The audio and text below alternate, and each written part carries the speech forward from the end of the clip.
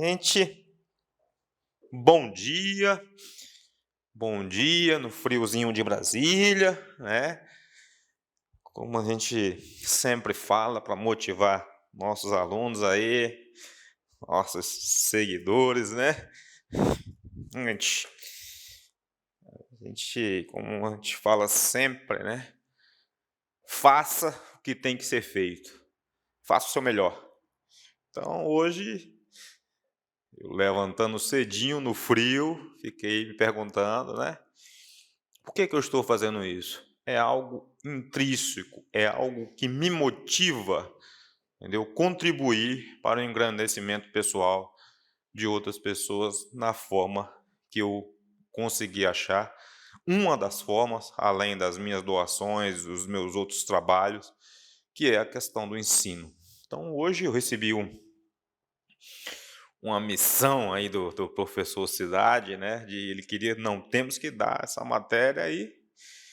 Eu me propus a realmente fazer essa aula do Estatuto dos Militares, que é uma matéria nova que entrou, né, na nossa bibliografia de administração. Em direito já tinha, outras áreas também, ela entrou. Então, essa disciplina entrou em praticamente todas as áreas específicas, né, o Estatuto dos Militares, né. Até ano passado, nós tínhamos apenas a Lei 8.112/90, né, que era a Lei dos Servidores Públicos Civis da União. E nada mais justo, né, num concurso militar, todos os concursos militares, só a SFSEX que não tinha isso aí, mas todos os concursos militares sempre, né, FAB Marinha, quadro de praças, EAOP, realmente sempre eles é uma disciplina que é exigida praticamente em todos os concursos militares,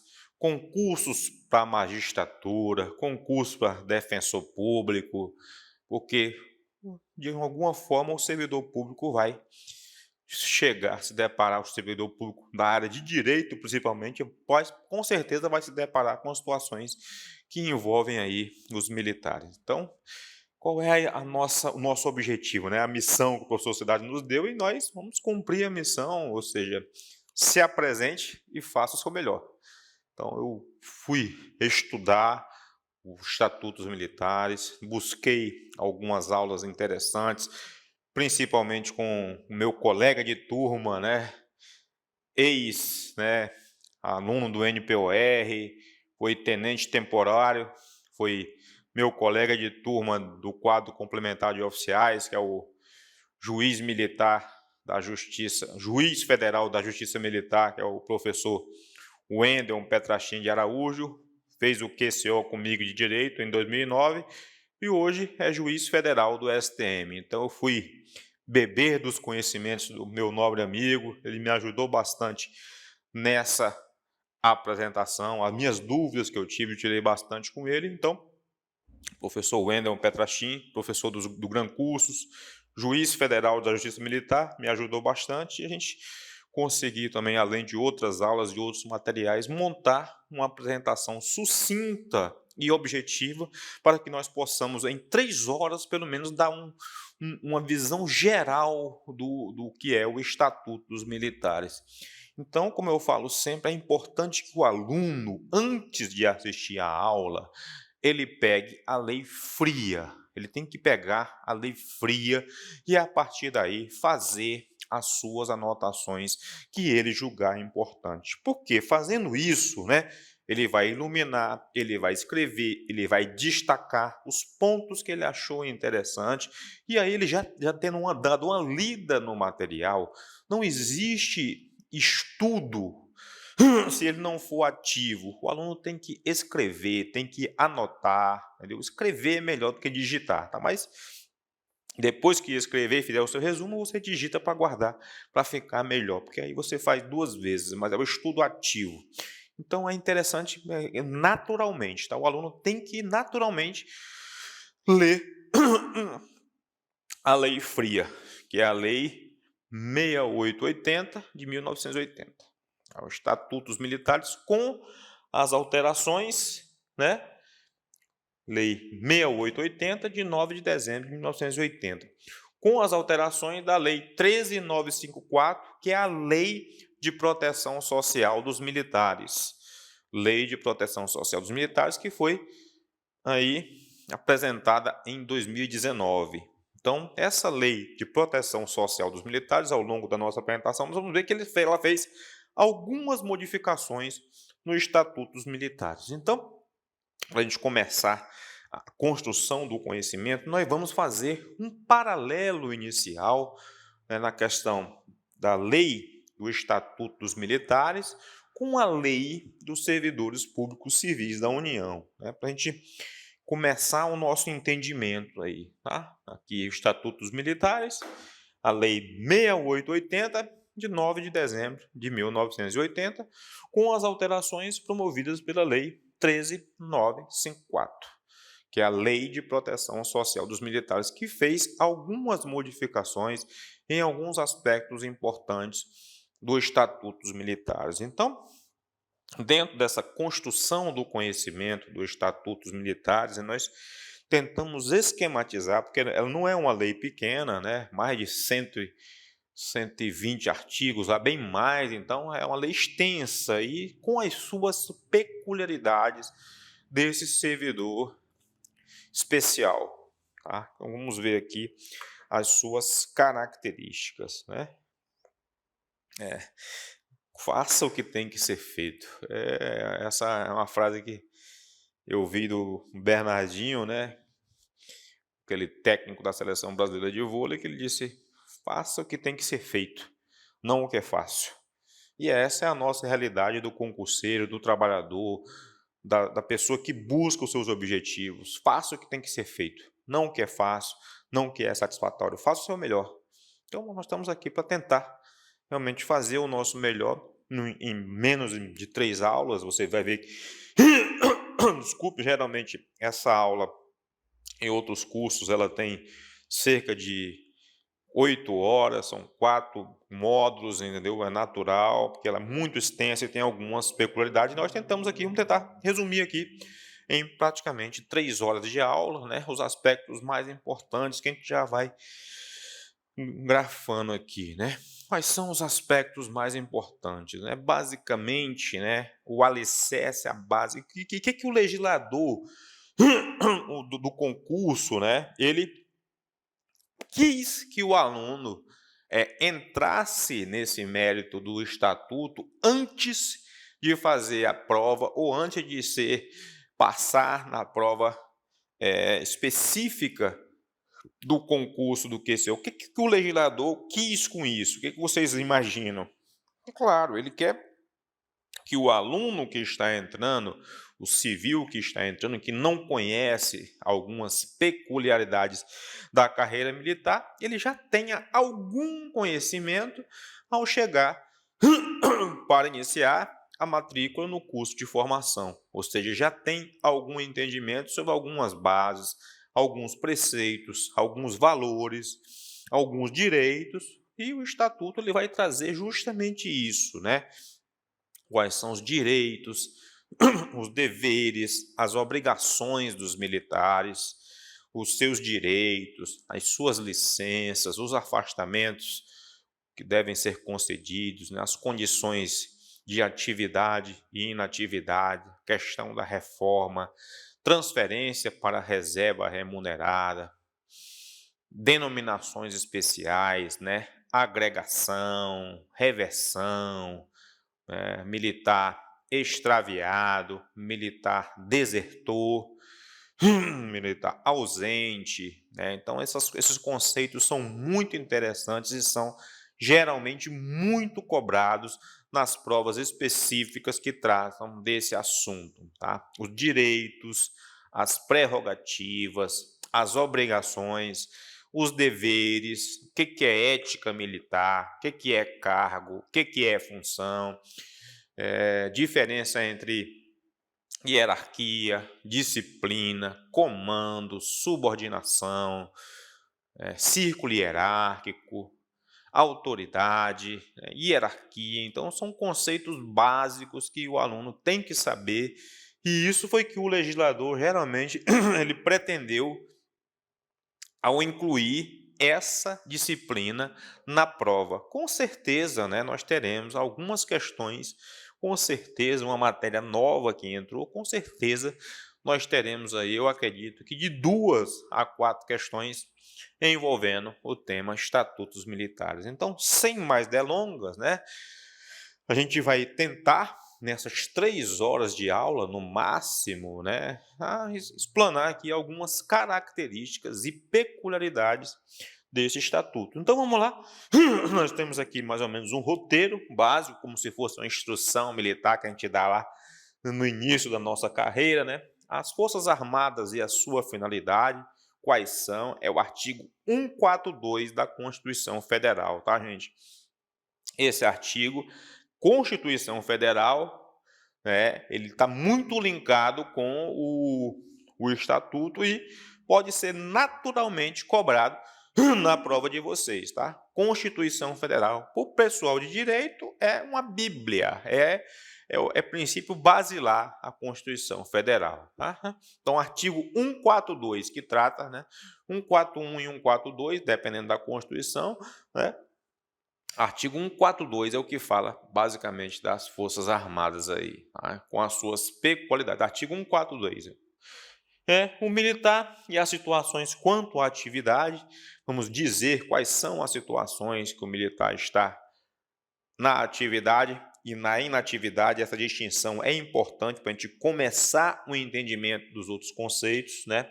As bases institucionais das Forças Armadas, né, a questão que mais cai em prova, né, de curso de formação, né? A questão caiu quando eu fazia a ESA em 94 e caiu também quando eu fui fazer o curso complementar de oficiais em 2009. Questão de prova, os princípios basilares, né, junto com outras assertivas, que são a hierarquia e a disciplina. Tem que saber o conceito de hierarquia, memorizar o conceito de hierarquia para não se confundir com autoridade, responsabilidade, comando, direção. Então tem que memorizar o conceito específico de hierarquia e o conceito específico de disciplina, né? Postos, graduações, corpos e quadros, que são os círculos hierárquicos, são os padrões de convivência dentro dos postos e graduações, para o que? Incentivar a coesão, né, a união desses corpos, essas equipes, digamos assim, divididas pelos círculos hierárquicos, tá? As obrigações militares, tá aqui, gente, valor, ética militar e deveres militares, tá? Então essas 3 também, né, são muito consagradas em provas de concursos, né? Quais são os valores, os deveres e o que interfere na ética militar, porque isso, né, vai ser importante até para situações do próprio Código Penal Militar, que algumas coisas que ferem, né, a ética militar, né, os valores militares podem muitas vezes se tornarem crimes militares, dependendo da sua gravidade, dependente do posto ou graduação do militar. Então, essa definição de valor, ética e deveres é fundamental, principalmente nesse aspecto, né, no julgamento, né, penal do militar, dependendo da situação na qual ele infringiu. Tá? Crime militar, contravenção disciplinar, direitos e prerrogativas dos militares, né? Uma categoria especial. Os militares têm direito às férias, à licença, né? Ao posto e patente. Principais situações especiais aqui, eu grifo, né, essas situações especiais, a questão da agregação, a questão da reversão, a questão do militar desertor, militar ausente, a situação do militar desaparecido, extraviado. Então, esses termos são peculiares e muito cobrados nas provas que exigem essa legislação, tá? Principais casos de exclusão do serviço ativo e deserção e suas consequências, né? Então, sem mais delongas, nós vamos tentar aqui Basicamente, né, aqui inicialmente nós vamos fazer um apanhado geral do que são os servidores públicos, né? Aqui, como eu falei, aqui a primeira ideia geral é o conceito de agente público da Lei 8.112/90 e demais legislações de Eli, Henri, Eli Lopes Henrique de Meirelles, né? Marçal Justem Filho, eu trouxe aqui também, que ele traz o quê? A questão, a designação do que é um agente público. Então, a gente já tem a primeira ideia do que é um agente público. É aquele que exerce, tá, de forma temporária ou permanente, com ou sem remuneração, cargo, emprego ou função pública. Tá? Então, o agente público é aquele que exerce cargo, emprego ou função pública de forma permanente ou temporária, com ou sem remuneração. Aquele que exerce cargo é regido pela Lei 8.112/90. São os chamados estatutários, são chamados servidores públicos. Aquele que exerce emprego é o que é regido pela consolidação das leis trabalhistas, a chamada CLT. E ele é chamado de seletista, ou seja, seletista, contrato de trabalho não adquire estabilidade, diferente do servidor público, né?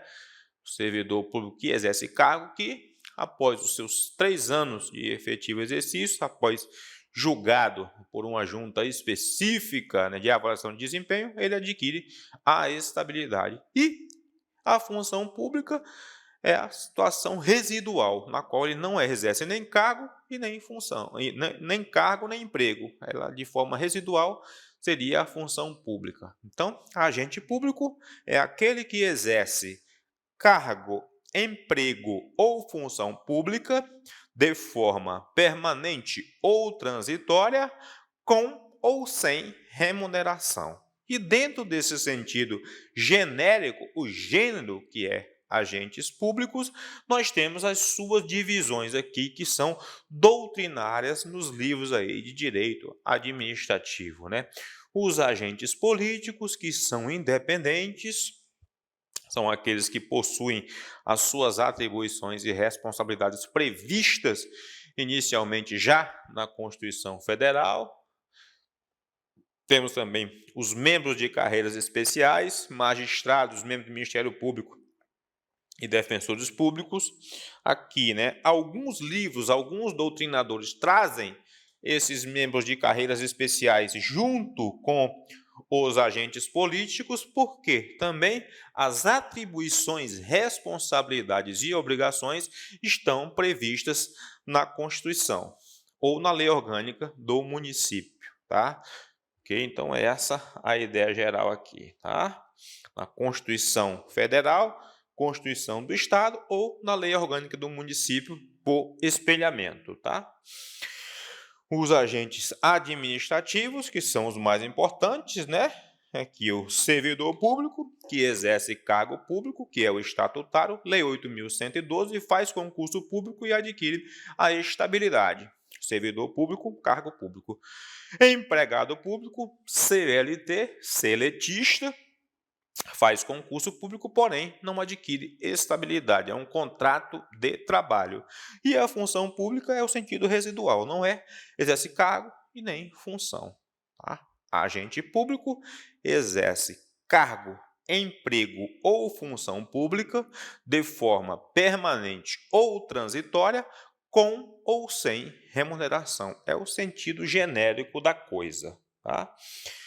Aqui ainda temos o contratado temporário, que geralmente exerce função de forma residual, tá? Que não se refere nem cargo e nem a emprego.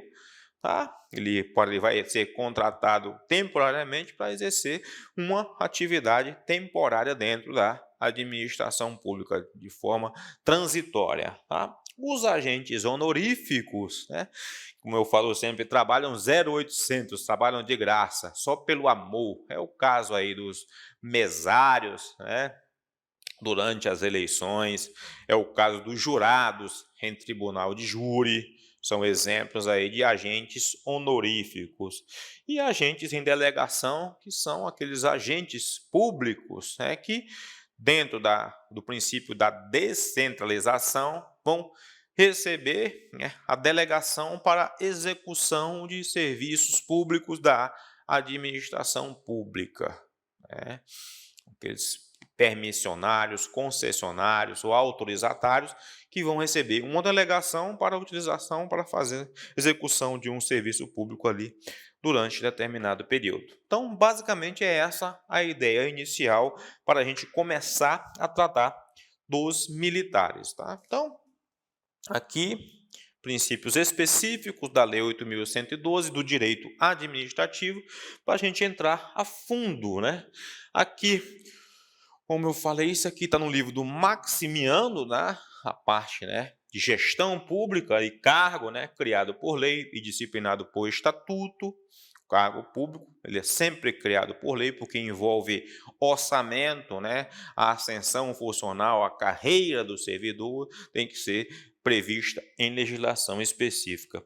Provimento efetivo, estabilidade após 3 anos, a Lei 8.112, após comprovado por uma junta de avaliação, tá? Comissão aí.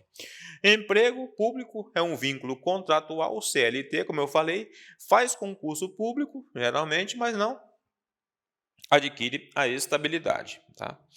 Função de confiança, isso aqui nós já vimos na Lei 8.112, não vamos entrar nesse mérito, tá? Cuidado, né? Função de confiança e cargo comissionado, né? Já vimos isso aqui para não perdermos tempo com esse assunto aqui. Só o que está aqui no livro do Maximiano para a gente rapidamente, tá? E aqui, mais uma vez, ó, nós temos aqui servidores públicos, agente público, toda pessoa física que presta serviço ao Estado, e as pessoas jurídicas da administração indireta. Como eu falei, o conceito mais, digamos assim, exaurido por todos os legisladores é esse que eu comentei.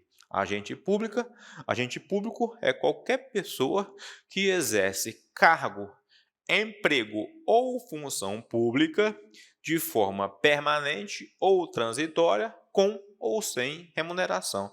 E no caso dos agentes em delegação, poderá ser pessoa física ou jurídica, dependendo da situação de concessão, autorização ou permissão. Tá? Então, funcionário público é uma expressão que está em desuso, né? Hoje nós temos apenas servidor público. Servidor público, tá? Servidor público, essa expressão funcionário público, que era antigamente utilizada, né? Então, aqui realmente já não está mais em uso, tá? Hoje é servidor público, que aqui nós estamos colocando os civis, e nós temos também os militares, tá? Vamos ver essa diferença aqui específica. Aqui, né? Então, ele está lá. Agentes políticos, está lá. Presidentes, governadores, prefeitos, ministros de Estado, são os agentes políticos. Nós temos os servidores públicos, que temos os estatutários, que aqui nós temos Lei 8.112, que temos um estatuto próprio para esses servidores, com as suas direitos, deveres, obrigações, tipos de afastamentos, concessões, né? Aqui, empregados públicos, que aqui é CLT, sem a estabilidade, ou um contrato de trabalho, né? E aqui, os servidores temporários, que são aqueles que vão exercer uma função ou atividade da administração pública por determinado período específico, ok? Aqui nós temos aqui os militares, tá? Militares, tá aqui, Exército, Marinha e Aeronáutica, tem umas divisões específicas, temos aqui militares, Exército, Marinha e Aeronáutica, esses aqui são regidos pela Lei 6880, que é o Estatuto. Temos as polícias militares, que também são militares, porém não são regidos pelo Estatuto dos Militares, as polícias militares. Ok? Então, não são regidos. Eles têm, de acordo com cada ente da federação, os policiais militares, as polícias estaduais, têm um regulamento próprio, um estatuto próprio. É isso que nós temos que entender, que os militares das polícias estaduais, corpos de bombeiros, brigadas militares, não são regidos primariamente pelo Estatuto dos Militares, são regidos por legislações próprias dos próprios estados. Nós temos que entender primariamente isso. O Estatuto dos Militares alcança só e somente só os militares federais das Forças Armadas, quais sejam Marinha, Exército e Aeronáutica. As polícias militares estaduais, corpos de bombeiros, brigadas militares têm o seu estatuto próprio, têm as suas legislações próprias. Obviamente que, na lacuna jurídica, muitas vezes o juiz, entendendo que a legislação, das polícias estaduais, corpos de bombeiros e brigadas, em alguma lacuna jurídica, o juiz vai se beber do Estatuto dos Militares de forma subsidiária, de forma supletiva, para poder decidir algum caso especificamente. Isso pode acontecer. Da mesma forma, que nós fizemos aqui o paralelo, da lei 14.133, a nova lei de licitações, com a lei da sociedade das empresas estatais, que é a nova lei, que é a lei 14.133, ela é supletiva, a lei das estatais em casos específicos, tá? Então, esse é o primeiro entendimento, tá? E corpos de bombeiros também tem a sua legislação específica de acordo com o ente federativo ou o ente político, tá? E particulares em colaboração, nós vimos aqui, delegação, requisição, nomeação e gestores, tá? Então, isso aí são aqueles que são particulares em delegação, são as situações de concessão, permissão e autorização. Dentro aqui. Então, esse é o primeiro entendimento que nós temos que ter aqui, a distinção primária que nós fizemos para poder iniciar a construção do conhecimento sobre o tema. Aí, Lei 8.112, pessoa legalmente investida em cargo público, é o servidor público. E a emenda constitucional 18/1998 fez a distinção justamente, ou seja, separou. Nós tínhamos primeiro servidores públicos civis e servidores públicos militares. Era isso que nós tínhamos anteriormente. E com a emenda constitucional 18/1998 foi feita essa distinção aqui. Olha lá, servidores públicos e dos militares apenas. Hoje, o servidor público civil é denominado também apenas de servidor público. Não existe, tá? A distinção é servidor público, funcionário público caiu por terra. E, obviamente, separado da classe especial, denominada apenas de militares, como nós mostramos no nosso quadrinho ali, né? Então, aí, as perguntas basilares para construção do conhecimento, errei aqui na digitação na correria, conhecimento, Então, primariamente, há fundamento constitucional consoante a mesma forma de proceder com a Lei 8.112/90? Sim, é o artigo 39. Há fundamento constitucional. Os servidores aí, os militares são regidos especificamente pelo artigo 142 da Carta Magna, que é o nosso princípio basilar. Tá? Sim, a minha ideia aqui, tá?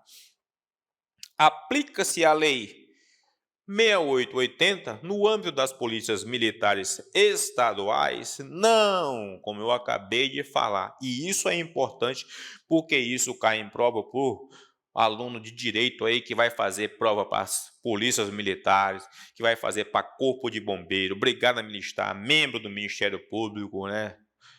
Concurso para juiz militar. Então tem que entender isso aqui. Não se aplica aos policiais militares estaduais. Mas como eu falei, né? Primariamente não, tá? Primariamente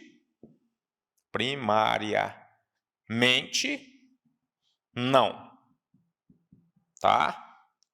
Supletivamente, subsidiariamente pode ocorrer, né, em forma de exceção, né? O juiz decidir no caso concreto, situação no qual a legislação específica, né, porque as polícias militares, bombeiros militares, brigadas militares são regidas por legislação específica do ente federativo, dos estados, tá? Então, primariamente não se aplica o estatuto, a lei 6880 aplica-se primariamente aos servidores, aos militares das Forças Armadas, quais sejam Marinha, Exército e Aeronáutica, apenas. É isso que nós temos que levar para a nossa prova. Os militares são servidores públicos? Emenda Constitucional 18/1998, né? Então, como eu falei, na literalidade da palavra, não, porque foi definido a distinção entre servidores públicos, que são os civis, e os militares.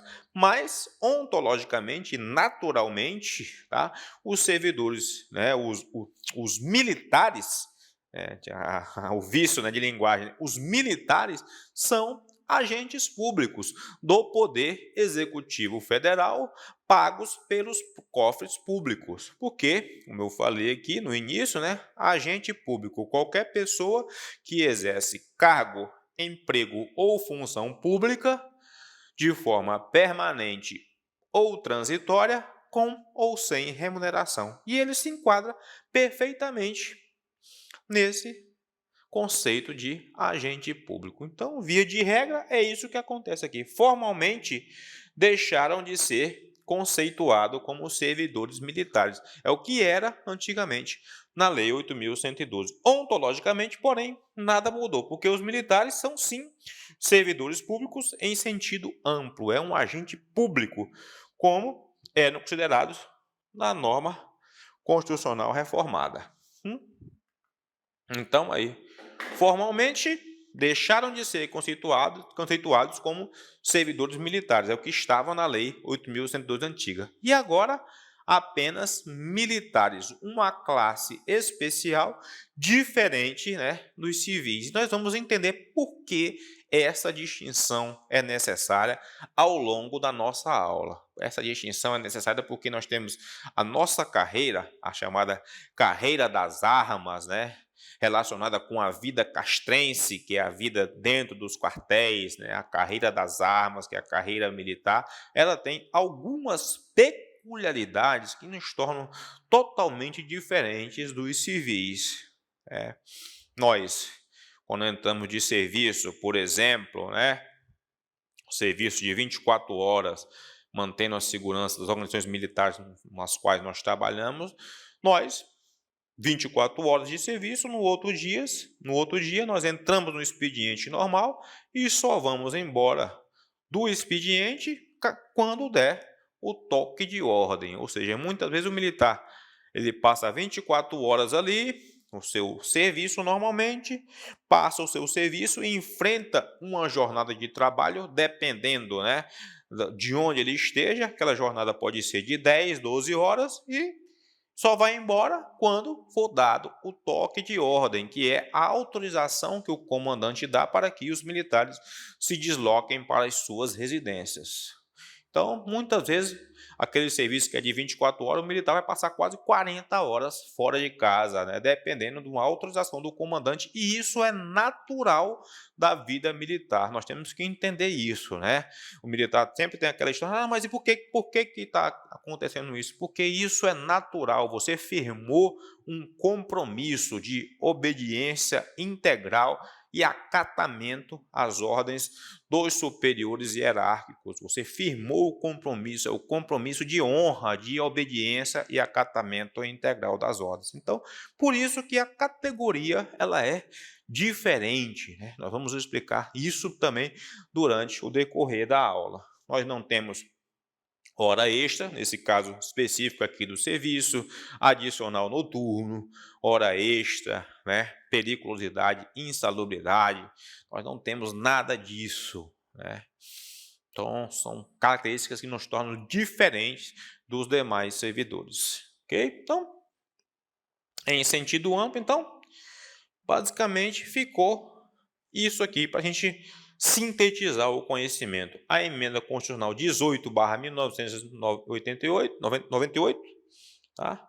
Mudança da denominação, tá? Antes, servidores públicos civis e servidores públicos militares. Hoje, a denominação, nós temos os servidores públicos civis, chamados apenas de servidores públicos, e a nossa classe especial chamada de militares, ok?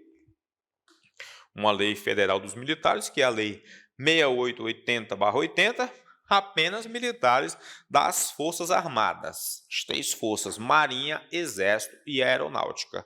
Não abrange brigadas militares, corpo de bombeiros e nem policiais militares, que estarão sendo submetidos a legislações próprias dos estados do ente federativo. Não se aplica aos militares estaduais. Importante a gente frisar isso aqui, tá?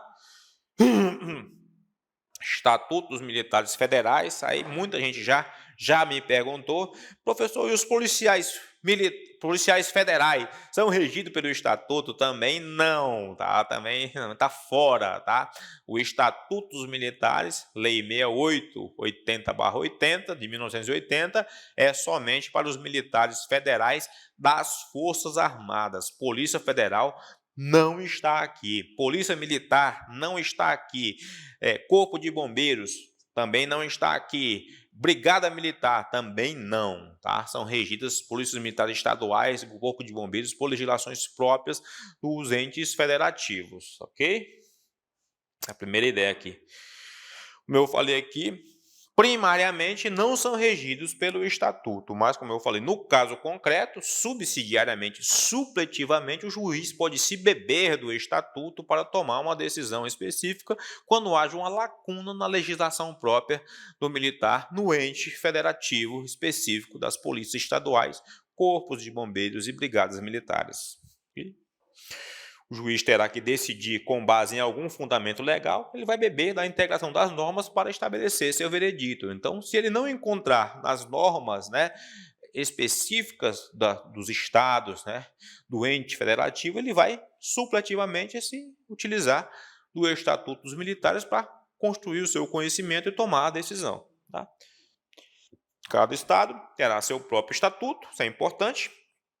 Cada ente federativo, é verdade que os estatutos das polícias militares e do Corpo de Bombeiros acabam bebendo da mesma fonte, que é a hierarquia e a disciplina, e se assemelham bastante ao Estatuto dos Militares Federais. Tá? Aí é bem parecido, a legislação são semelhantes e vai, em muitos casos, né, espelhando aspectos previstos no Estatuto dos Militares Federais, ou seja, as normas estaduais vão realmente pegando algumas coisas e se espelhando e se assemelhando ao que tem no Estatuto dos Militares Federais.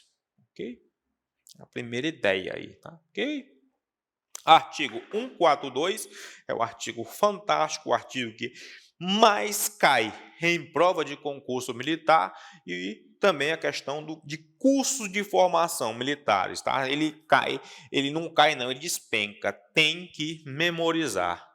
Os membros das Forças Armadas, denominados especificamente de militares, aplicando o que vier, as seguintes disposições: as patentes importantes, com prerrogativas, direitos e deveres, prerrogativas, direitos e deveres são conferidas pelo presidente da República. Atenção, patente de oficial conferidas por quem? Presidente da República apenas, tá? Asseguradas em plenitude aos oficiais da ativa e da reserva, reformados, sendo os privativos os títulos e postos militares, juntamente com demais membros, o uso de uniforme das Forças Armadas. O uso de uniforme das Forças Armadas é privativo dos militares. Tá? O militar em atividade que tomar posse em cargo ou emprego civil será transferido para a reserva. Então é importante a gente, militar da ativa, tomar posse em cargo, emprego, função pública civil, não eletiva, ficará agregado. É importante aqui esse aspecto aqui da agregação. Anota aí também. Militar da ativa, de acordo com lei, tomar posse em cargo, emprego ou função pública civil temporária não eletiva, será agregado ao respectivo quadro e somente poderá, enquanto permanecer na situação, ser promovido por antiguidade, contando o tempo de serviço apenas para aquela promoção e transferência para a reserva, sendo depois de 2 anos de afastamento contínuo ou não transferido para a reserva nos termos da lei. Aqui mais um aspecto também que muito cobrado em provas, né, gerais, já para o militar já ir sabendo que ele não vai poder fazer, tá? Ao militar são proibidas a sindicalização e a greve. Isso aqui também questãozinha clássica de prova. São proibidas a sindicalização e a greve. Tanto é que os militares federais não podem fazer greve. Tanto é que vocês, em anos recentes aí, nós tivemos greves de polícias militares em alguns estados, né? Especificamente em Natal, tivemos greve da Polícia Militar. Na Bahia, nós tivemos greve da Polícia Militar. Em Vitória, no Espírito Santo, nós tivemos greve da Polícia Militar. Quem foi atuar com o poder de polícia naquela situação? As Forças Armadas atuaram, né? De forma em estado de exceção, praticamente, né? Uma situação excepcional, operações de GLO, para garantir a lei e a ordem, já que as polícias militares estaduais estavam de greve. Aconteceu na Bahia, aconteceu no Rio Grande do Norte, aconteceu no Espírito Santo, no Ceará, aconteceu, e nesses casos, quem foi levado a tentar manter e garantir a ordem pública? Os militares federais, que foram acionados de forma contundente para poder atuar naquela situação de total controle, total situação de distúrbios civis, tá? O militar, enquanto serviço ativo, não pode estar filiados a partidos políticos. Isso é muito interessante, isso aqui, tá? Enquanto no serviço ativo, não pode estar filiado a partidos políticos. Então, muito cuidado com isso aqui, tá? Você que é militar ativa, né? Com essa polarização que nós tivemos, né, durante o governo do presidente Bolsonaro, a questão das eleições agora recentes com o presidente Lula. Então, com essa polarização, nós tivemos muitos militares, né, envolvidos com políticas. Nós temos que seguir, gente, o que está rigorosamente no estatuto, né? Nós temos que, independente das nossas posições políticas, você não pode expressá-las, não pode manifestá-las e não pode em nenhum momento, tá? Isso aqui está no estatuto. O militar não pode se manifestar publicamente em termos de política. Isso está previsto, né, no estatuto, nos regulamentos disciplinares e outras legislações nossas, tá? Então, com essa polarização, nós tivemos muitos problemas que estão aí realmente estourando aí Agora nós estamos vendo aí a questão das CPIs, quem assiste o jornal todo dia, né, militares sendo convocados para responder algumas situações, justamente porque isso aqui, se envolveram, entraram na política de forma, digamos assim, digamos assim, contrariando em alguns aspectos os estatutos previstos no Estatuto Militar. Mas aí a justiça vai apurar se está certo ou errado, não cabe a nós. É só nós estamos dizendo aqui a literalidade da lei, tá? Essa é a ideia, tá? Então, questãozinha de prova, proibida a sindicalização e a greve, e no serviço ativo não pode ser filiado a partidos políticos. Anotem isso aí, tá? E lembrando aqui que as patentes e prerrogativas do oficial são conferidas pelo presidente da República, não é comandante de OM, não é governador, não é senador, presidente da República que confere as patentes aí ao oficial. E o uso dos uniformes também é exclusivo, permitido somente aos militares das Forças Armadas. Tá? Então, já ocorreu casos de civis utilizando de forma indevida, né, o uniforme das Forças Armadas e foram punidos devidamente, né, na justiça comum por causa disso. Okay? Então, importante a gente, artigo 142, tá? Anotem isso aí, leiam, anotem, façam as suas observações, com o artigo muito 2, ele não cai não, ele despenca nas provas, tá? Então, primeira parte aqui, já comentamos rapidamente. Aqui, importante, o oficial só perderá o posto e a patente se for julgado indigno ao oficialato ou a ele incompatível. Então, anotem essas palavras aí, tá? Indigno ou incompatível. Incompatível, tá? Por decisão do Tribunal Militar de caráter permanente em tempo de paz ou Tribunal Especial em tempo de guerra. Importantíssimo. O oficial também poderá posto em patente, né? Condenado na justiça comum ou militar a pena privativa de liberdade superior a 2 anos. Será submetido ao julgamento previsto no inciso anterior, ou seja, mesmo condenado na justiça comum ou militar, né, ele vai aqui para o tribunal militar em tempo de guerra, de paz, para ser submetido à questão se perderá o posto e a patente, mesmo condenado. Tá? É importante que a gente frise isso aí. Ele vai ser julgado pelo tribunal militar para que haja essa questão da perda do posto e patente aí. Aplica-se aos militares disposto no artigo 7º, artigo 37, artigo militar de pensionistas. A lei disporá sobre o ingresso nas Forças Armadas, ou seja, uma lei específica para isso aí, limites de idade, aqui que a gente fala, aqui que está previsto, né, a questão, né, dos limites de idade, tanto para você entrar nas Forças Armadas, quanto para você permanecer. Aqui que está o X da questão que faz com que nós temos aqui a nossa idade do quadro complementar de oficiais até o limite de 32 anos. Por quê? Né? Tem alguns...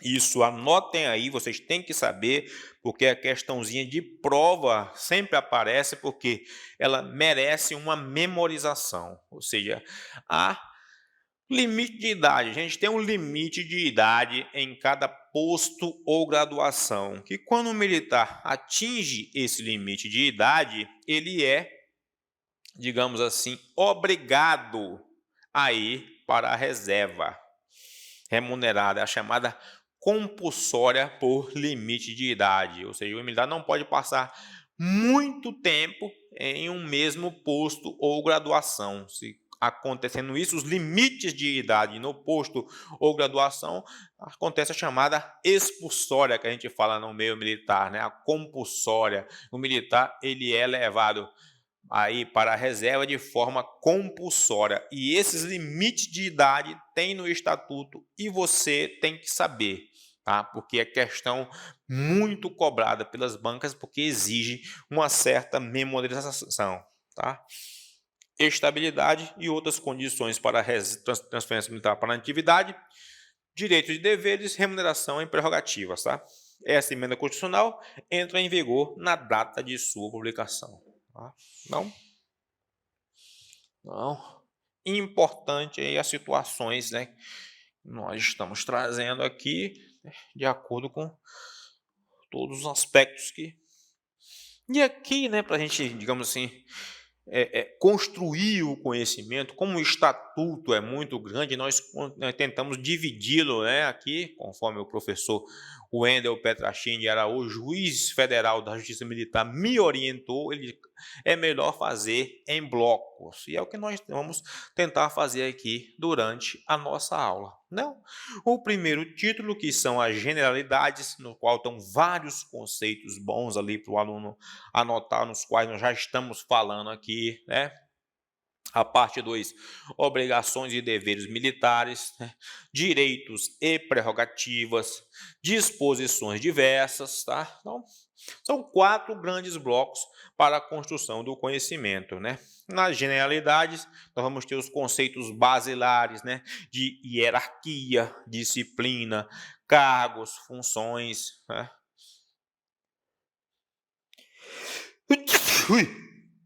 Hierarquia e disciplina, autoridade, comando, direção, questão da patente do oficial, posto de graduação, são conceitos básicos, né?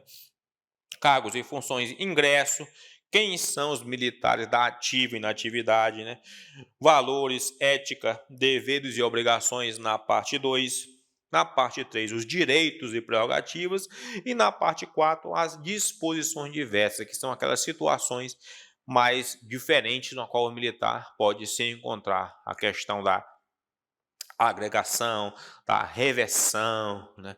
Do militar ausente, extraviado, desaparecido, encostado, né? Então são esses termos aí, questão da deserção, crime militar, né? As questões de transferência para a reserva remunerada, né? Transferência para a inatividade. Então é importante a gente... Então, várias nomenclaturas aí, ó. Agregação, a banca usa muito, as bancas usam muito esse conceito de agregação. Tem que ficar ligado, porque são várias situações nas quais o militar é agregado, e quando ele volta para a força, ele é chamado de revertido. Vamos ver isso aí, tá? Deserção, insubmissão e termos específicos. Ou seja, para construir o conhecimento, né? Dentro da nossa ideia aqui, porque o tempo é muito corrido, nós vamos tentar falar isso aí, né?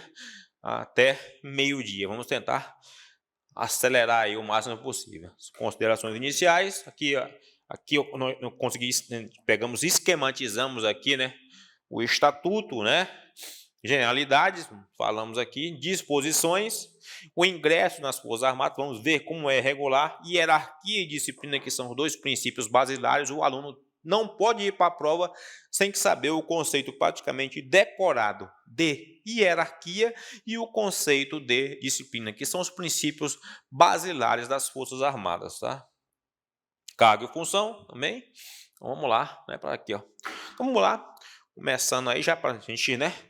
Que eu tô 16, são muita coisa ainda, então temos que acelerar, tá?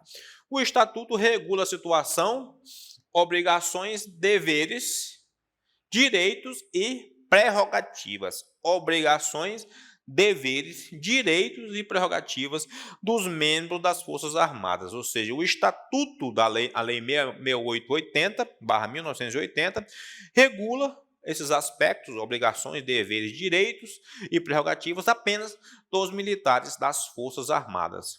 Polícias militares, bombeiros, brigadas militares, Polícia Federal são legislações específicas, tá? Então, Polícia Federal também não entra no Estatuto dos Militares, tá? As Forças Armadas, essenciais à execução da política de segurança nacional. Vejam, essenciais, tá? Essenciais, tá?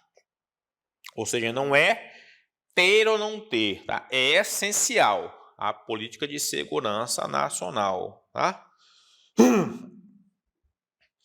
Constituída apenas pelas 3 forças, Marinha, Exército e Aeronáutica, destinam-se defender a pátria é o objetivo das Forças Armadas, e garantir os poderes constituídos, a lei e a ordem. É o objetivo das Forças Armadas. E aí, anotem, gente, anotem isso aí. São instituições nacionais, não são estaduais, não são Distrito Federal, municipais, são instituições nacionais. Permanentes e regulares, tá? Permanentes e regulares, organizados com base na hierarquia e na disciplina. Então, permanentes e regulares. O que quer dizer isso? Instituições nacionais permanentes e regulares, que a gente não pode ficar escutando por aí, né? Conversa de boteco, conversa de rede social, que vão extinguir as Forças Armadas, porque se isto acontecesse de alguma forma, não existe essa possibilidade, né? Porque se isso vier a acontecer, estariam atentando diretamente ao Estado Democrático de Direito, porque isso é uma previsão constitucional, tá? Então, qualquer ideia dessa de acabar com as Forças Armadas está atentando diretamente ao Estado Democrático de Direito, porque isso está previsto na Carta Magna, instituições nacionais permanentes e regulares, baseados na hierarquia e disciplina. Tá? Os membros das Forças Armadas, em razão de sua destinação constitucional, formam uma categoria especial, como eu falei, né?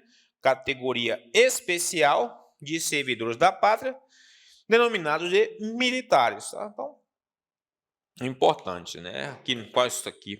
Direitos, vamos lá, obrigações, deveres, direitos e prerrogativas.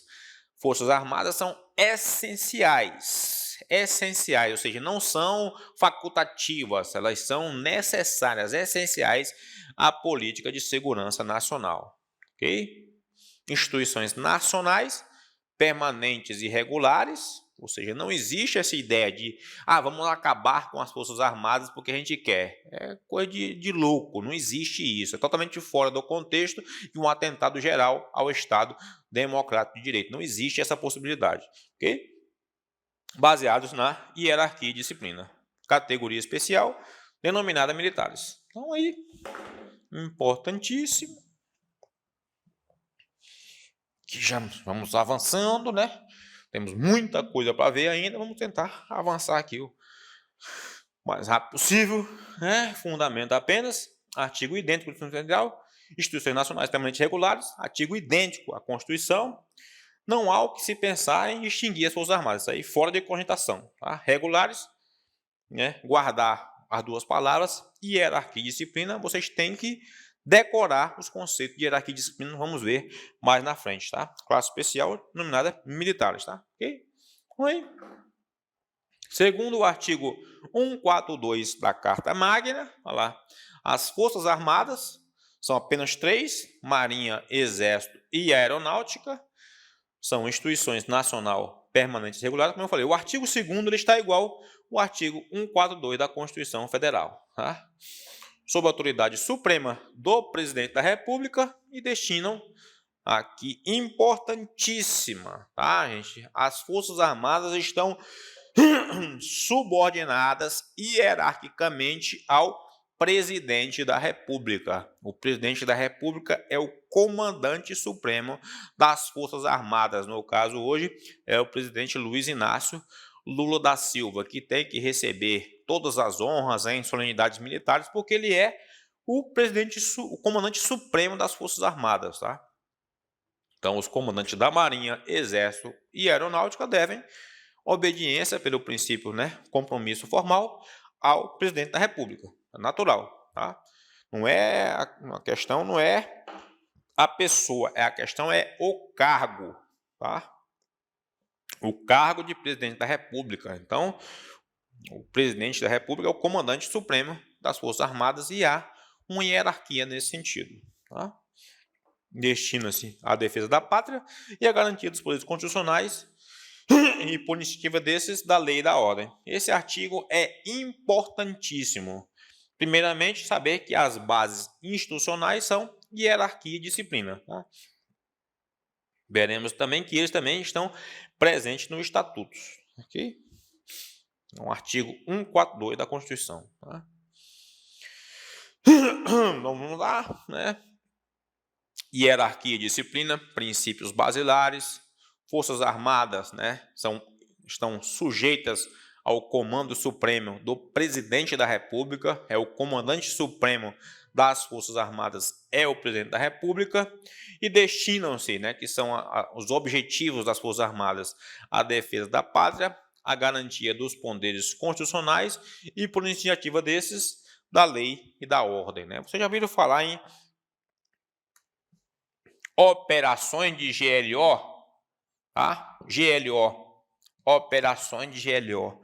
Só quem pode declarar, né, fazer o decreto de operações de GLO, que são operações de garantia da lei e da ordem, é o presidente da República, ou quem o estiver substituindo momentaneamente. Então, esse decreto é privativo do presidente da República. São as chamadas aqui, ó lá. E é justamente nessa ideia da garantia da lei e da ordem, as chamadas operações de GLO. Ok? Vamos lá. Temos aqui. Mais aqui, rapidamente. Vamos tentar acelerar. As Forças Armadas são chefiadas pela autoridade suprema do presidente da República, e nesse sentido, tem hierarquia e objetivo, defesa da pátria, garantia dos poderes constitucionais e, por iniciativa desses, da lei e da ordem. Tá? Então, gente, os militares eles só podem se encontrar em duas situações, ou na ativa ou na inatividade. Se não tiver nessas duas situações enquadradas nas suas respectivas situações aqui, ele não é militar, ok? Importante. Os militares regidos aqui só se encontram em duas situações, na ativa ou na atividade ou na inatividade. Então, quem são os militares da ativa? Temos aqui os militares. Inicialmente, o item 1, os militares de carreira, são militares da ativa, os militares temporários incorporados às Forças Armadas, também são militares da ativa, para prestação de serviço militar, obrigatório ou voluntário, durante os prazos previstos na legislação.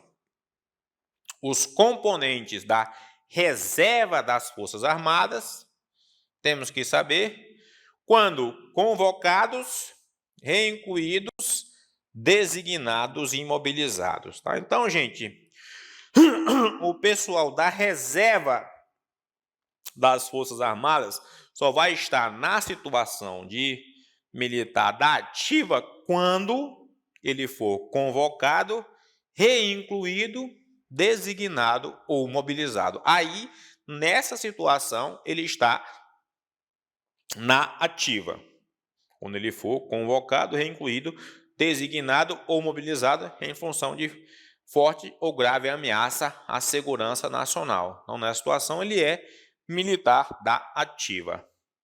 Outra situação, os alunos de órgão de formação de militares da ativa e da reserva também são militares, e, em tempo de guerra, todo cidadão brasileiro mobilizado para o serviço ativo das Forças Armadas. Então, militares da reserva serão considerados ativos somente na situação de convocados, reincluídos, designados ou mobilizados. Anotem isso aí, porque muitas vezes, né, pessoal, na questão de prova, os militares da reserva são militares da ativa.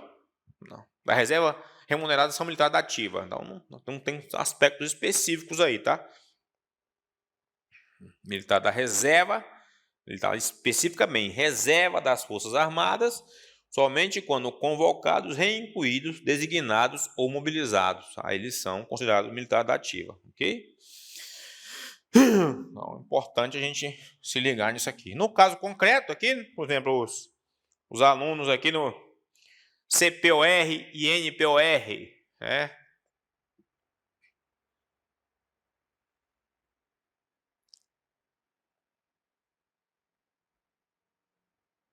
CPOR e NPOR, né?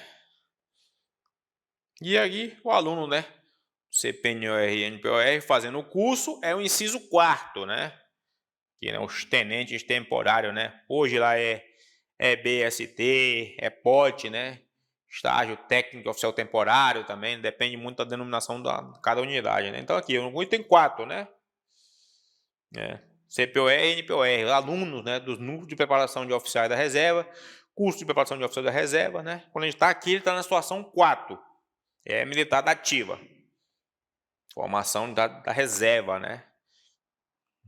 E terminei o curso, fiz o meu curso do NPOR lá. Quando eu terminei o curso, eu vou ser incorporado como temporário, que é o inciso 2.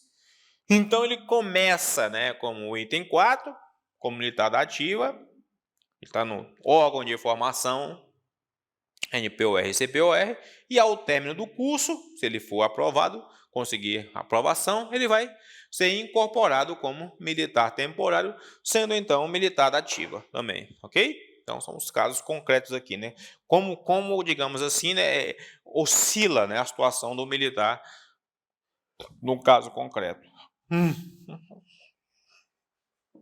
E beleza, vamos lá.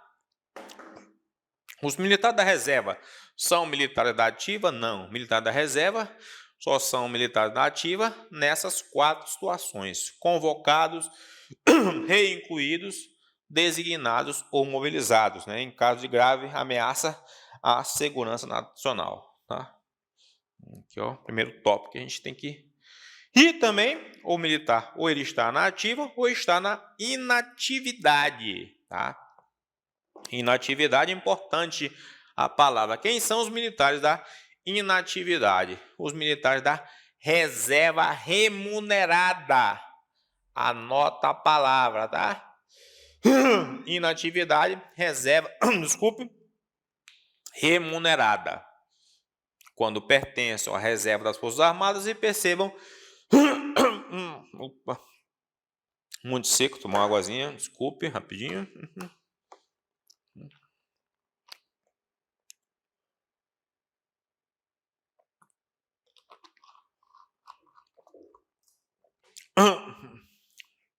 Reserva remunerada, anota isso aí. E percebe a remuneração da União, porém sujeitos ainda à prestação de serviço na ativa mediante convocação ou mobilização. Mas aqui estão na inatividade. Só são da ativa se forem convocados, reincluídos, designados ou mobilizados, que é o outro caso lá na frente. E os reformados, quando tendo passado por uma das situações anteriores, sejam dispensados da prestação de serviço na ativa. Continue percebendo remuneração da União, tá, gente? Pessoal aí que está, né, recebendo remuneração é considerado militar na inatividade, que recebe remuneração. Se não recebe, militar da reserva que não recebe remuneração pelos cofres públicos, não é considerado militar. Para o Código Penal, ele é considerado civil. Um exemplo bem simples lá, o soldado que cumpre o serviço militar inicial obrigatório e depois da baixa. Ele não é militar. É um exemplo bem clássico, mais fácil para entender. Soldado não, porque se imagina se todo esse pessoal, esse monte de soldado, nós incorporando por ano mais de 50 mil jovens. Imagina se todo esse pessoal aí que passou pelo exército, né, que é ex-militar, digamos assim, fosse considerado militar. Você não ia ter justiça militar que desse conta, né, de problemas que acontecessem com esses jovens aí. Então, nesse sentido, o militar que não recebe remuneração, ele não é considerado militar. Tá? É o caso justamente do soldado que é licenciado, cumpre o seu ano de serviço militar obrigatório e depois é licenciado, então ele não é considerado militar para fins penais, tá? reserva remunerada, remuneração da União, o PTTC, que é o caso aqui, ó, 3, ó, o da reserva remunerada, mais uma vez, ó, remunerada, ou seja, a palavra remuneração é muito forte para dizer que a pessoa ainda é militar. Se não receber remuneração, não é, tá?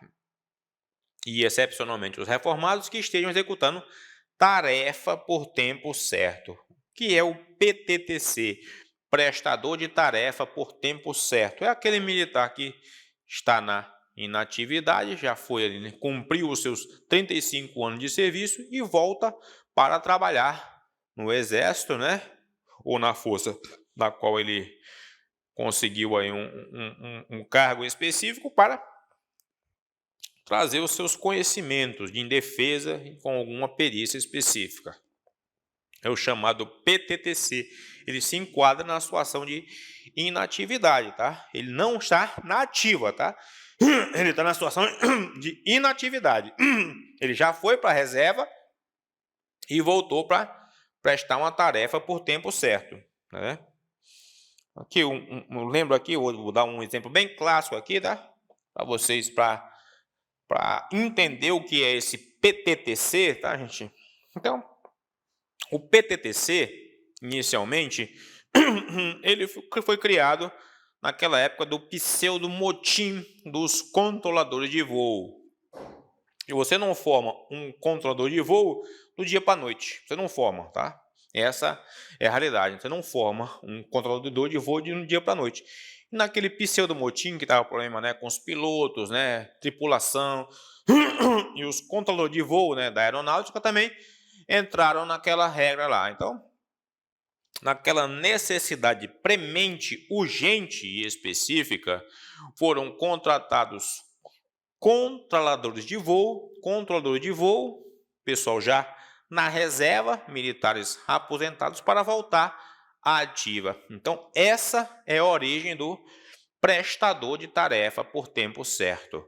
Ou seja, você não tinha como ter uma mão de obra especializada, você não forma um controlador de voo em menos de 2, 3 anos e você teve que se valer desses profissionais que estavam na reserva para suprir aquela necessidade específica e momentânea ali. Então, dali surgiu o prestador de tarefa por tempo certo nas Forças Armadas. As demais forças, por espelhamento, foram fazendo algo semelhante. Tá? Então, a situação do militar, ele só tem duas situações, tá? Ou ele está na ativa ou inatividade. Fora dessas duas situações, ele não é militar. Tá? E lembrando que, se não tiver remuneração, não é militar, que é o caso aí do soldado que é licenciado após cumprir o seu ano de serviço militar inicial obrigatório. Que carreira temporal, já vimos aqui essa parte. Só para a gente, o que eu fiz? Eu sintetizei nos quadros, que aqui inciso 1 e inciso 2, situação militar. Ou ele está na ativa ou inatividade. Se ele estiver fora dessas situações aqui, ele não é considerado militar para fins penais, tá? Ok? Não é, tá fora, ele é considerado civil, ok? Primeira ideia aí, vamos lá. Tratamento militar. Militar ativo ou inativo, se não está nas situações, não é militar, é considerado civil. Militar da reserva não remunerada, que é um exemplo aí do soldado, né, que cumpre o seu tempo lá específico, às vezes um serviço militar de 1 ano, consegue reengajar e depois ele vai embora. Ele não fica recebendo, né, como se na reserva, a reserva dele é não remunerada, ou seja, ele não fica recebendo pelos cofres públicos e, logicamente, não é militar, ele é considerado civil. E aí, os militares de carreira são aqueles da ativa, que no desempenho voluntário e permanente tenham vitaliciedade assegurada ou presumida, que é o caso dos oficiais. Os oficiais têm o princípio da vitaliciedade, né, assegurada ou presumida, né, os de carreira, tá? E a estabilidade adquirida nos termos da linha do caput, artigo 50 dessa lei. No caso da estabilidade, né, ela vai a questão das praças, tá? As praças só conseguem adquirir a sua estabilidade após 10 anos de efetivo serviço, a qual será submetida, né, à avaliação do comandante da OM naquela situação na qual ele se encontra, se ele tem possibilidade de adquirir estabilidade nas Forças Armadas. São 10 anos, tá? Diferentemente, né, do civil, que são 3 anos apenas no exercício das suas atribuições, após uma junta específica.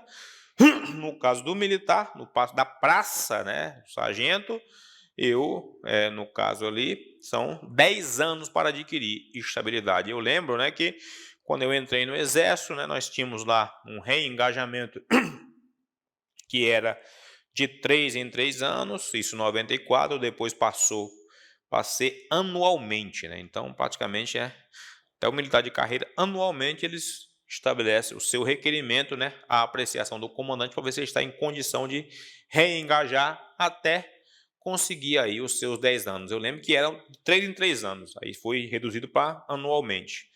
Até o militar de carreira, até ele completar, que é o caso do sargento, né, eu passei por isso, até completar 10 anos de serviço e adquirir a chamada estabilidade nas Forças Armadas. Nos civis, que é a Lei 8.112, 3 anos. Forças Armadas, praças, então 10 anos, tá? Os militares temporários não adquirem estabilidade, tá, gente? Então aqui eu tenho um caso concreto aqui, um caso prático para a gente falar rapidinho aqui, né? Aqui, militar temporário não é considerado militar de carreira, tá, gente? Militar temporário, ele é militar da ativa, naquela situação lá que ele se encontra, até quando estiver servindo normalmente. Fora dali, recebendo pelos cofres públicos, é militar da ativa. Então, mas não é militar de carreira, tá? Importantíssimo. Aí, aqui, militar de carreira, caráter voluntário e permanente. Eu lembro disso aí, voluntário e permanente, né? Quando eu fui fazer o curso de formação, né? Porque eu lembro lá que o major falava com a gente, né? E aí, 22, recordar e viver. Porque ele sabia que eu tinha sido sargento já tinha quase 15 anos de serviço. E aí, recordar e viver, né, 22? Ou seja, calado, voluntário e permanente. Eu estava no curso, mas voluntário. Eu fui lá porque eu quis. Fiz o concurso para...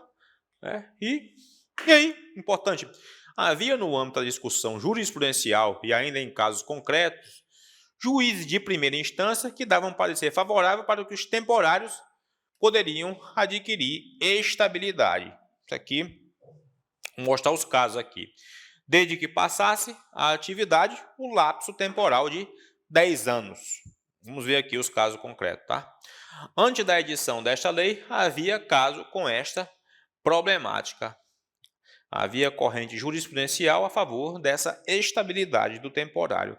Hoje, né, não existe mais essa ideia. Mas, por exemplo, tem julgados ainda antes da publicação da lei que realmente alguns militares temporários conseguiram adquirir estabilidade. Então, vamos ver o que é que estava acontecendo aí.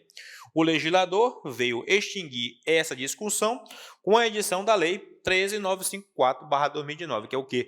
É a Lei de Proteção Social dos Militares, tá? Em síntese, não existe nenhuma hipótese de estabilidade para o militar temporário após a edição da Lei 13.954/2019. Então, antes dessa edição, né, tivemos alguns problemas que ainda estão sendo julgados, porque a lei ela é atemporal, ela tem que verificar a situação à época. Então, vamos ver aqui alguns casos específicos aqui, olha lá. Tá? Link com a lei do serviço militar. Aqui. O serviço militar consiste no exercício de atividades específicas desempenhadas nas Forças Armadas, Exército, Marinha e Aeronáutica, só tem essas 3, tá? E compreenderá a mobilização relacionados com a defesa nacional. Parágrafo único. O militar temporário o serviço militar temporário não se destina a ingresso na carreira militar, ou seja, o serviço militar temporário não é forma de ingresso para ser militar de carreira, entendeu? Ok? Não é forma de ingresso. A ideia de serviço militar temporário não é forma de ingresso para que o militar se torne militar de carreira, tá? Aí, um exemplo, caso concreto aqui, tá? Aí, Administrativo militar temporário, licenciamento ao tempo de serviço, prestado de modo parcelado, somatório, decênio legal alcançado, estabilidade. Jurisprudência do STJ, que caso concreto, tá? Então aí, de acordo com a lei, o militar que completa 10 anos de efetivo serviço faz jus à estabilidade. É o que tinha lá, né? A lei 6880, e o legislador, né, teve o cuidado, né, com a edição da lei 13954, que modificou o estatuto justamente de vedar expressamente essa possibilidade do militar temporário adquirir estabilidade. Os militares começam a contar tempo de serviço a partir da data de seu ingresso em qualquer organização militar, da Marinha, do Exército ou da Aeronáutica. Ou seja, o legislador ele foi bem incisivo nesse aspecto, justamente para evitar esse somatório de tempos que estava ocorrendo. Tempo de serviço é o espaço de tempo computado dia a dia entre a data de ingresso e a data limite estabelecida para a contagem, a data de ligamento e consequente exclusão do serviço. A partir do ingresso em qualquer força militar, ou seja, o tempo de serviço começa a contar a partir do ingresso em qualquer força, com a edição da nova lei, o que não ocorria antes da edição. O que estava acontecendo? Olha lá, o militar ingressava no Exército, passava ali os seus 8 anos, né? Beleza, tranquilo. E depois fazia processo seletivo para aeronáutica ou para marinha. E nesse aspecto, a contagem dos tempos, né? De forma, né? Para um aqui entra no outro, depois, ou seja, e agora, né? A contagem é a partir da época que ingressou. Ou seja, ali já matou. Ingressou, mesmo que entre em outra força, tem que fechar no tempo mínimo para não completar os 10 anos. É isso que estão acontecendo aí. Mas acontecia justamente isso o contrário. O cara fazia processo seletivo no Exército, passava 8 anos, depois ia para a FAB e, como as forças não se falam aí muito nesses processos, então, muitas vezes o militar ultrapassava ali os 10 anos de serviço e adquiria a estabilidade, como aconteceu aqui no caso concreto. Aqui, ó. Hipótese curso de formação quadro feminino de auxiliar de praças em 86 e permaneceu por 8 anos. Curso de formação auxiliar de praças por 8 anos. E 16 dias em que seguida ingressou na aeronáutica, na escola preparatória de cadete do ar, servindo por mais 8 anos. Né? Somando o tempo de atividade, constata-se a postulante adquiriu a estabilidade. Sendo licenciada, por essa razão não poderia ter sido licenciada. Ou seja, antes da edição da lei, esses casos aqui eram previstos e ainda tem julgados justamente nesse sentido, porque nós temos casos antes da edição da lei 13954, que vários casos de militares temporários judicialmente conseguiram, né, completar o decênio e estão buscando a sua estabilidade nas Forças Armadas, casos que provavelmente não se repetirão após a edição da lei 13954. Ou seja, se acontecer isso após a edição da lei 13954, ou seja, não vai mais ocorrer, mas os casos antes da edição da lei ainda estão sendo julgados de forma plena, tá? Ok? Justamente aqui os casos, tá? Quem é a reserva das Forças Armadas? Eu estou falando quem é a reserva das Forças Armadas, não estou perguntando quem é militar da reserva, tá? Diferente. Tá? Não estou dizendo quem é militar da reserva, estou perguntando quem é a reserva das Forças Armadas. Individualmente, militar da reserva remunerada, demais cidadão, em condição de convocação ou mobilização. E, conjuntamente, as chamadas forças auxiliares, tá? Polícias militares, corpo de bombeiros, marinha mercante, aviação civil e empresas devotadas às finalidades específicas das Forças Armadas, ok? E recurso estimado, exemplo aí, réu e vítimas civis, aqui, crime de estelionato, aqui um exemplo, militar da reserva não remunerada, um crime com outro civil, ou seja, o militar da reserva não remunerada é considerado civil para fins penais, tá? Aqui um exemplo específico, jovens que terminam o serviço militar a reserva não remunerada não são militares, são licenciados do serviço ativo, tá? Militares da reserva não remunerada não são considerados militares para fins penais, tá? São considerados civis, ou seja, podem praticar crimes militares, mas sempre na condição de civil, tá? Não praticam aqueles crimes militares contra superior, crimes militares contra subordinado, contra inferior, porque eles não são considerados mais militares. Os militares da reserva não remunerada não praticam os crimes contra superior e contra inferior, porque não são considerados mais militares, tá? Então aí, ingressos, forma de ingresso ainda, né, no título 1 aí, tá? O ingresso mediante incorporação, matrícula ou nomeação. Anota isso aí, tá? Incorporação, matrícula, nomeação, preenche os requisitos estabelecidos em lei, tá?